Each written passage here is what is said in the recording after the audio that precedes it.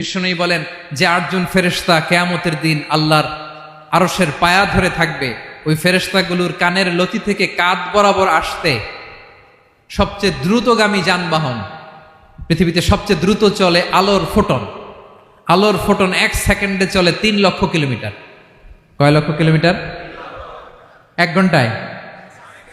1 মিনিটে? কয় সেকেন্ডে? 1 সেকেন্ড কইতে তো 2 সেকেন্ড লাগে।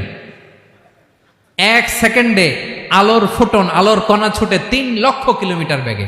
বিষ্ণু বলেন এরকম যানবাহন দিয়ে যেটা সেকেন্ডে 3 লক্ষ কিলোমিটার বেগে ছুটে, এরকম দ্রুত যদি কেউ ছুটে তাহলে ওই ফেরেশতার কানের লতি থেকে কাঁধ বরাবর আসতে 700 বছর সময় লাগবে।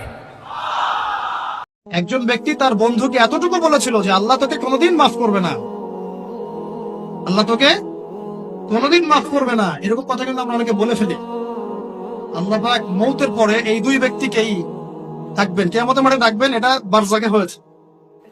বলবেন আমার রহমত নিয়ে কথা বলার ইখতিয়ার তোমাকে কে দিয়েছে? আমি কাকে মাফ করব কাকে করব না এই কথা বলার ইখতিয়ার তোমাকে কে দিয়েছে?